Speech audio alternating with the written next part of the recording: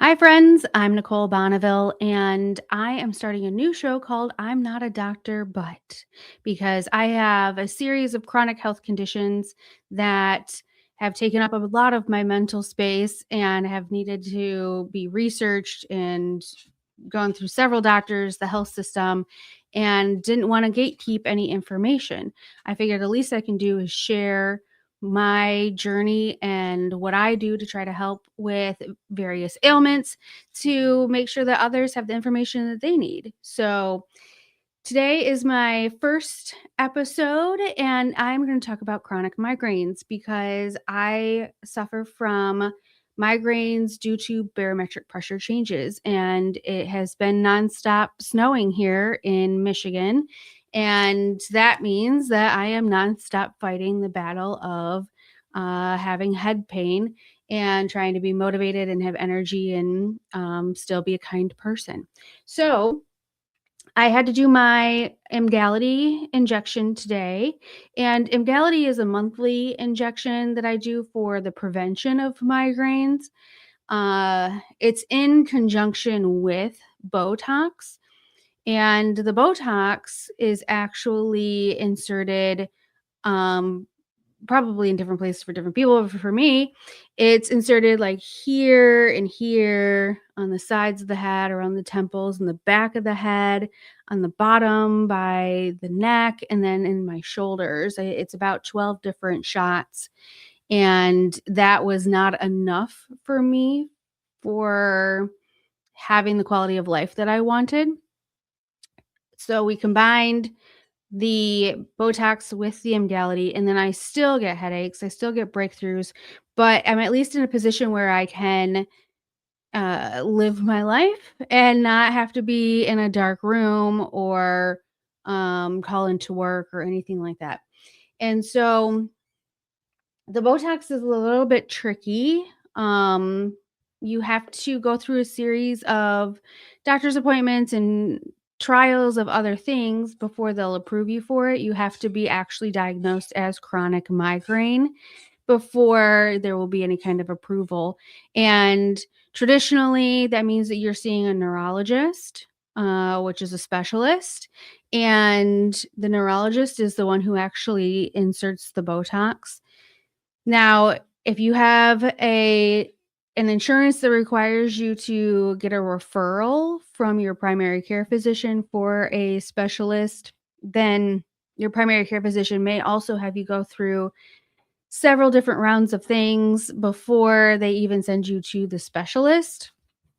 In my experience, I've had chronic migraines for about 20 years, and I would always classify them as a sinus headache. The only thing that would really help me was Advil cold and sinus mixed with sometimes some Benadryl or additional ibuprofen or some sort of allergy. So anytime my allergies were really bad, I was having bad migraines, but I also was getting this pressure in my cheeks and above my eyebrows that was making me think that that they were sinus headaches. Now, 20 years ago, doctors were saying to me, sinus headaches are not a thing.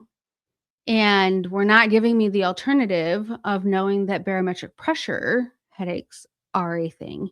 And I actually went many, many years just trying to self treat because I couldn't find a doctor who would take my symptoms seriously or my own self-diagnosis seriously. Uh, I actually initially, I think, even went on like a beta blocker to see if it would help. Um, I was often sent to ear, nose, and throat doctors, allergists, and I did have some other sinus issues, and I do have allergies which amplify the migraines. However, getting a doctor to actually diagnose me with chronic migraines took a very long time. And when I was seeing a doctor, a neurologist, about my migraines, and I was a bit older than when I initially had started out, he actually put me on a medication, and I can't remember the name of it, but it was typically used to treat anxiety and depression, but it also was found that it worked well for migraines. However, one of the side effects was that it can make you constipated, and that was the absolute worst experience that I had had because not only did I not feel as though I was, anxious or depressed, but also I had the, uh, gut issues already, and so then it caused, like, impacting and bloating and uncomfortableness and not being able to actually go to the bathroom, and it was, one of those things where he was saying, "Well, we have to check it off the list before the insurance will approve it." I ended up switching doctors. I left the male neurologist and went and found a female neurologist, and when I finally found her, and this was just a couple of years ago, it really wasn't. I mean, I had been dealing with migraines for at least, 15, 18 years, something like that.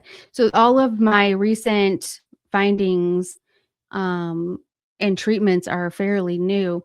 And when I went to the female neurologist, she actually asked me about my long history, and I told her what the previous neurologist had said, and she couldn't fathom why anyone was having a problem with diagnosing me as a chronic migraine sufferer.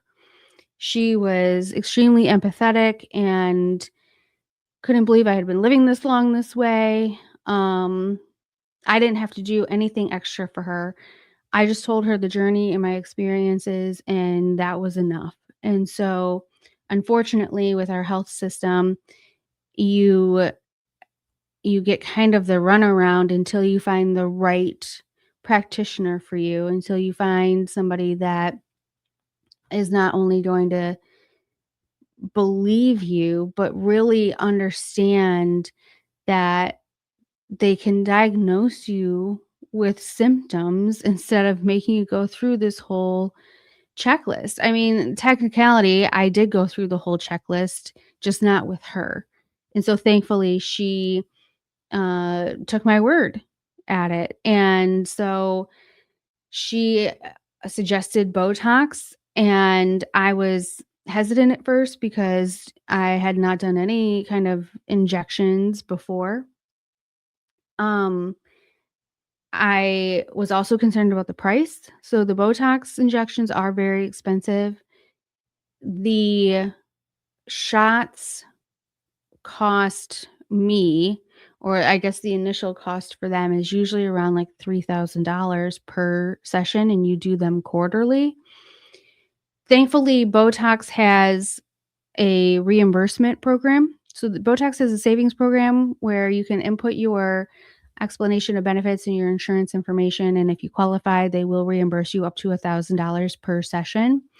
And also, my deductible on my insurance currently is like 3,500, but in the past it's been like 7,500. But thankfully, with the Botox, if you are, um, doing it at the beginning of the year, you can just basically wipe out that deductible, and then your future, sessions are not as expensive because you've met your deductible. Or, um, you can look at your total out of pocket for your co-insurance and everything and just make sure that you can afford to do that, and keep in mind the $1,000 savings program. And obviously, you have to make sure that you qualify for that $1,000 savings program, but I don't think that they're very strict on it. That's just my opinion. Um, and initially with the Botox, I was getting some relief, but I still felt as though it could have been better. I still was getting quite a few headache days per week or per month, however they want to classify it. Um, the unfortunate part of my headaches being barometric or pressure related was that it could be a beautiful sunny day, but I feel like crap, and it's because the front is moving in, and so it's going to rain the next day. So I could actually feel when the rain happens or the snow happens some relief of pressure. Similarly to people who have knee injuries or have had, maybe knee replacements or something, and they say, "Oh, they can feel the rain is coming." Well, I'm like that in my head. I'm a human barometer. And it's been proven to be more reliable than a meteorologist or any kind of weather forecast, that's for sure. I oftentimes will maybe have a breakthrough headache, and it'll be particularly bad for some reason, and I'll start looking at the various factors, and that can be an allergy. I have really bad, like, hay fever, some trees, grass, things like that. So if it's the springtime or fall time, that can definitely heighten the pressure and pain because your blood vessels in your skull area will actually enlarge and then put that pressure up against your forehead, and your sinuses can enlarge and put the pressure against your cheeks, and then all of a sudden now you've just got a pressure band here, which is much different than people who suffer from tension headaches. A lot of times those start in the back. um, but the the thing that I started doing is tracking it on my app that I use to track my period. So a lot of times with my cycle, my headaches will be worse, or I'll have a headache that I just can't seem to get rid of. And that's when I know that I'm probably going to start my period soon. Um, if I'm really stressed, sometimes I can't get past the pain, because it's probably a combination of headaches. It's probably a barometric pressure and a tension headache. And so, when it comes from both sides. Um, and then I've noticed certain foods will give me headaches. Obviously, if you like drink alcohol or do anything that would potentially cause a headache, whether you're prone to migraines or not, is obviously going to be something that would be a sensitivity.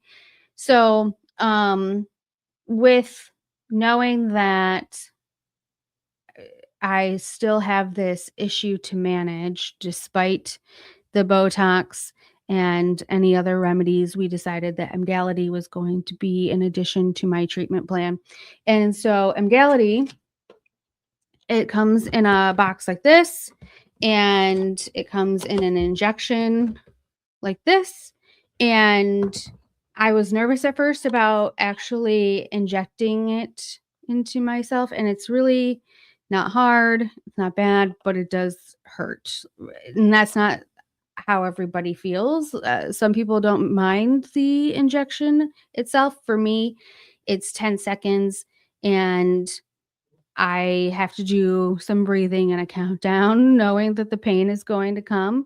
Um, the shot itself is refrigerated, but you can take it out 30 or 40 minutes ish before you're going to do the injection. And that's supposed to help make it less painful if it's not as cold.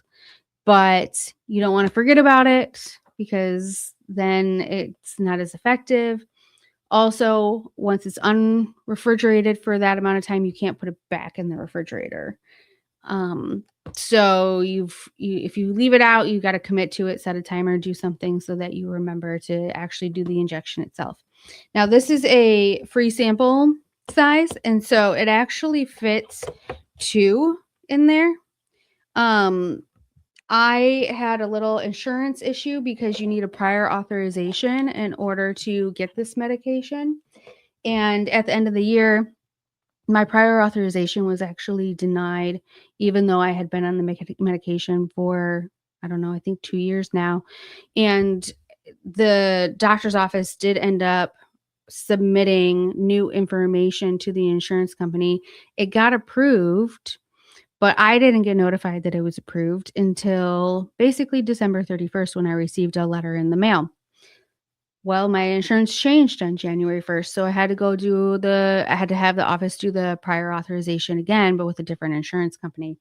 So, what I asked my doctor for was a free sample during this transition time because I didn't want to miss any dosages, because if you miss them, then it can be less effective.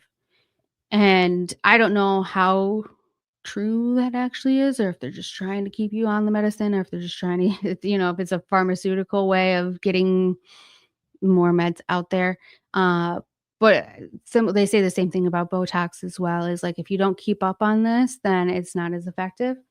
So my doctor's office willingly gave me this free sample that had 2 injections in it, so it covered me for the previous month and the following month for while I waited for all these prior authorizations. If you wanted to try it without committing, you can ask your doctor to give you a sample, and, there shouldn't really be an argument with that. There's really I mean, unless for some reason they don't have them in stock, I don't know why they wouldn't let you try it out with a sample. Um, Now, the Emgality also has a savings program. So when I switched over to this new insurance, I didn't know how much it was going to be. When they rung it up, it was 700 and something dollars. And thankfully, Emgality has a savings coupon. And you just go on Emgality's website, you fill it out. They don't ask you for anything except for your name and email, I think. The coupon makes it so that you pay $35 for the medication or sometimes even 0. So depending on if you've hit your deductible or not, you may end up paying 0, but that's a little dicey too, because sometimes if you're using the Emgality coupon, that means that it's not being rung up through your insurance prescription coverage, so it's probably not going against your deductible. Um, so initially, at least the $35 per month for the medication is obviously a lot better than the 700 and something dollars. You just gotta be on top of all this stuff. You can't go to the pharmacy and expect them to switch the prescription insurance over to your coupon within like minutes and have it ready. You have to either call ahead with the coupon, or you have to stop in with the coupon, have them switch it over, and then wait for your prescription or come back. Um, the coupons themselves do look like prescription cards in a way, because they have prescription VIN numbers and group numbers and things like that. So they have to run it through their system and reassign the prescription to that particular bin number. And so it's not an easy and quick process. Um, the the patience level that it takes to actually get what you need to feel just even okay at this point is really draining and frustrating, and I know I'm not alone in that, and I consider myself to be really on top of all of these different things, making sure I've got money in my HSA, making sure that the pharmacy has my new insurance, making sure the doctor has my new insurance, but then the new insurance doesn't cover something, and so then I have to have the coupon, and then I have to get the prior authorization before they can actually write the prescription. I mean, it is a lot of steps to try to take care of yourself, but from a standpoint of me being able to function better on a daily basis, I have to say it's worth it. You have to weigh those out. And obviously, not everybody has the resources to have insurance or go to all these different doctor appointments or be able to have a flexible enough work schedule to make all this happen. And there's definitely days where I just really want it to be easy, and it never is. So I try to hold off until a day where I'm in a good mood and maybe I don't have a headache and can work my way through the system and put on my patient's pants to make sure everybody's got the information that they need. But nobody is going to contact you or track you down to make sure they have the information that they need. The biggest lesson that I've learned from being a patient and having a brief career history at the hospital is that you have to be your own advocate. You have to follow this stuff around. You got to keep on top of it, and it can be a full-time job and it's exhausting.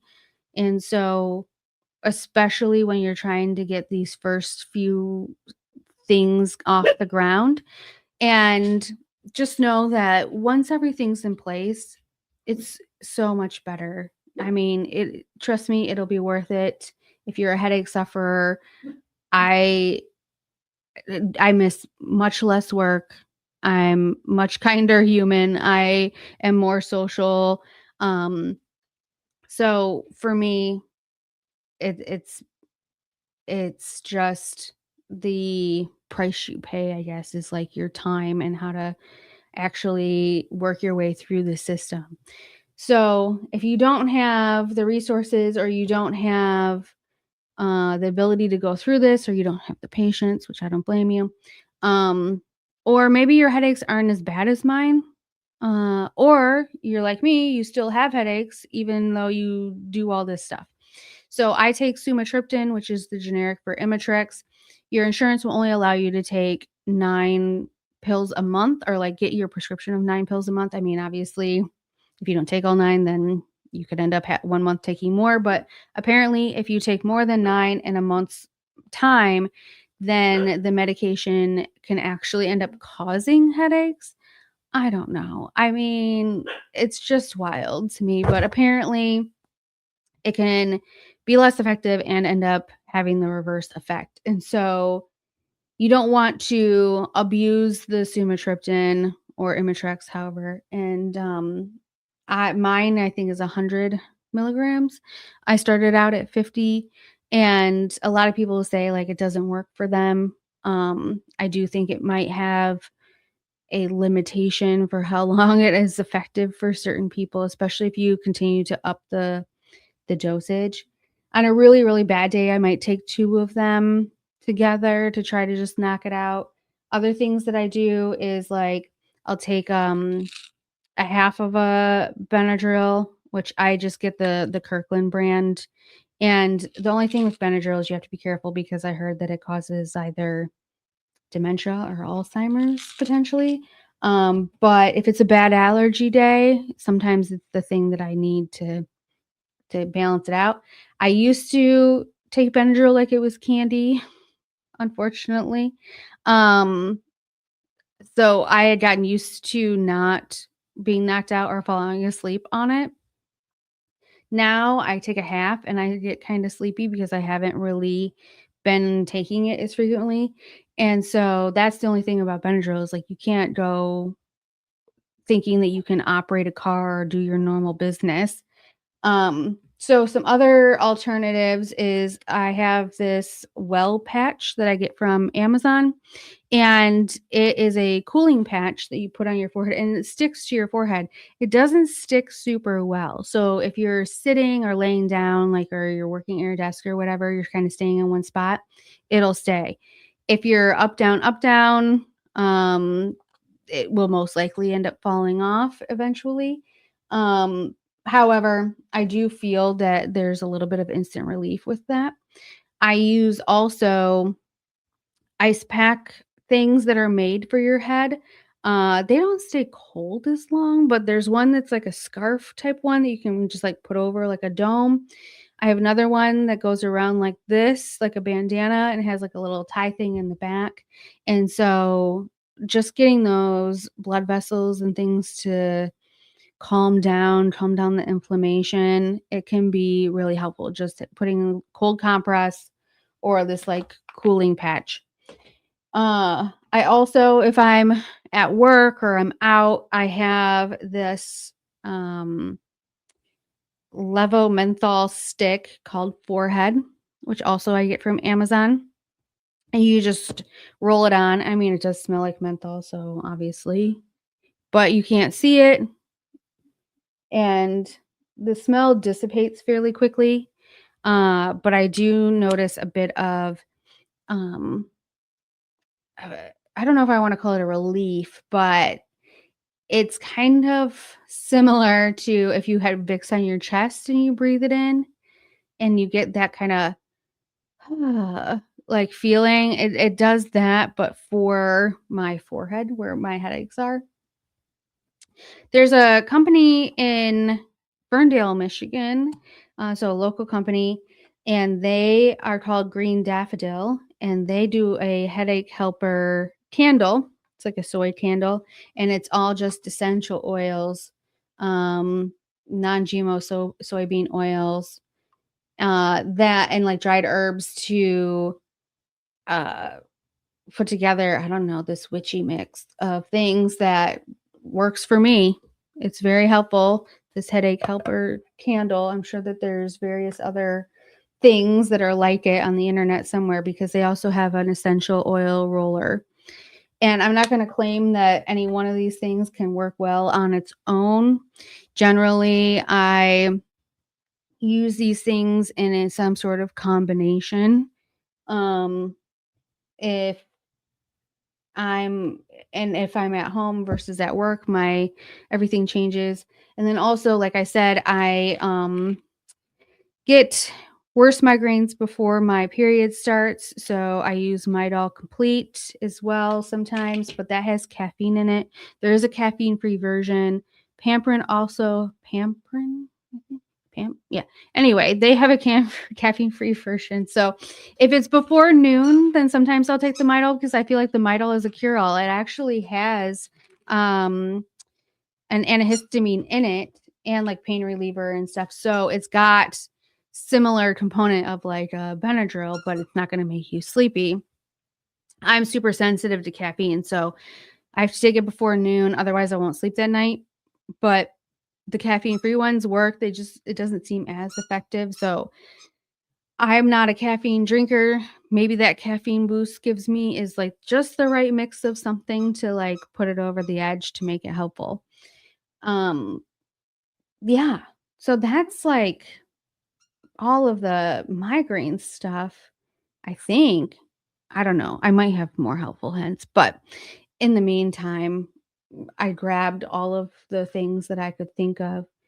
I'm sure that I'll have to do another episode on chronic migraines, maybe a little bit more clinical and get into like the research behind them, or why they happen or the various kinds.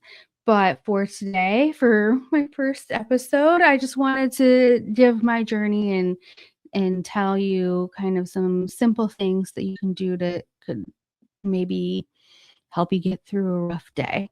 And obviously, with the challenging healthcare system, I'm trying to throw in as many tidbits as possible that could be helpful for you in the navigation process, although every insurance company plan, etc., is so different that it's really hard. But I've experienced most of them and will just, leave you on my last parting words of you have to be the one to make the phone calls. And as a millennial, like that's the last thing I want to do.